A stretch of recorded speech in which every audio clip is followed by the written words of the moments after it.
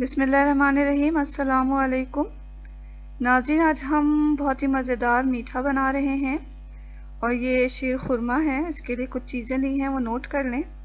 150 ग्राम सवैयाँ लेनी है हमें, 4 छोटी इलायची जाएगी इसमें, आधा कप के करीब बादाम हैं, 5-6 छुहारे ले लें, 3 किलो के करीब दूध इस्तेमाल होगा, 1.5 कप चीनी चाहिए होगी हमें और 2 चम्मच ऑलिव ऑयल लिया है मैंने यहाँ, आप घी भी ले सकते हैं। तो ये जो मीठा है इसकी ख़ास बात ये है कि आप इसे गर्म भी खा सकते हैं, ठंडा करके भी खाएं, दोनों सूरतों में बहुत अच्छा लगता है ये। तो आज आए देखते हैं हमें क्या करना है इसे बनाने के लिए। तो यहाँ जो मैंने सवई ली है, सबसे पहले सवई को हम निकाल कर इसे चूर कर लेंगे। तो यहाँ मैं इसे हाथों की मदद से चूर कर रही हूँ। अब हमने एक पतीली में दूध गर्म कर लिया है। तो जब दूध उबल जाएगा तो मैं इसमें छुहारों को धोकर डाल रही हूँ, बादाम को भी धो के डाल दिया है, बगैर छिले ही डालना है दोनों को।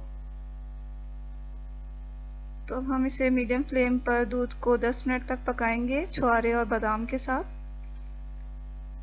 तो मैं दूसरे चूल्हे पे ये दूध रख रही हूँ ताकि ये 10 मिनट तक इसमें बादाम और छुहारे पक जाएं।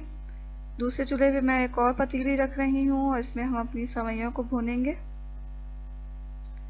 तो पहले मैंने इसमें ऑयल डाल दिया है। अब छोटी इलायची डाल के फ़ौरन ही सवैयाँ डाल रही हूँ इसमें, चूर की हुई सवैयाँ डाल दी हैं मैंने इसमें और बिल्कुल लो फ्लेम पर हमें इसे भूनना है। तो देखें थोड़ा ही इसका कलर चेंज होगा तो फिर हम इसमें दूध डाल देंगे और इस मरहले में बहुत एहतियात से दूध डालना है क्योंकि भाप इससे काफ़ी तेज़ी से निकलती है।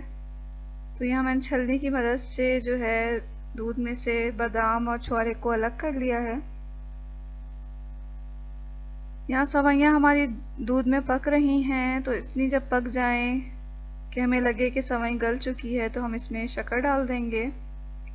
तो चीनी हमें 1.5 कप यहाँ डालनी है। चीनी के साथ हमारा जो ये शीर खुरमा है पक रहा है। तो पकने के दौरान ही मैंने जो बादाम और छुहारे अलग किए थे वो छील के इसमें डाल रही हूँ। छुहारों को मैंने बीज निकाल के काट लिया छोटे छोटे टुकड़ों में, इनको भी इसमें शामिल कर रही हूँ। तो अब ये हमारे बादाम छुहारे शीर खुरमे में पकेंगे। हमें अब इसे इतना पकाना है कि जितना हमें इसे गाढ़ा करना है। तो बहुत ज़्यादा गाढ़ा नहीं करते इस शीर खुरमे को। तो अब हमें लग रहा है कि हमारा जो शीर खुरमा है वो पक चुका है, हमें इतना ही गाढ़ा चाहिए। तो हम फ्लेम बंद कर देंगे और इसे हमने डिश में निकाल लिया है। तो लीजिए नाज़रीन, बहुत ही मज़ेदार शीर खुरमा तैयार है। इसे आप सर्दियों में भी खाएं, गर्मियों में भी खाएं, ठंडा करके खाएं, गर्म करके खाएं, हमेशा ये अच्छा लगता है। और त्योहारों में तो हर घर में ही बनाया जाता है। तो अगर आपको ये मेरी वीडियो अच्छी लग रही है तो इसे लाइक कर दें और मेरे चैनल को सब्सक्राइब कर लें। हमें अपनी दुआओं में ज़रूर याद रखें। इसके साथ ही अल्लाह हाफ़िज़।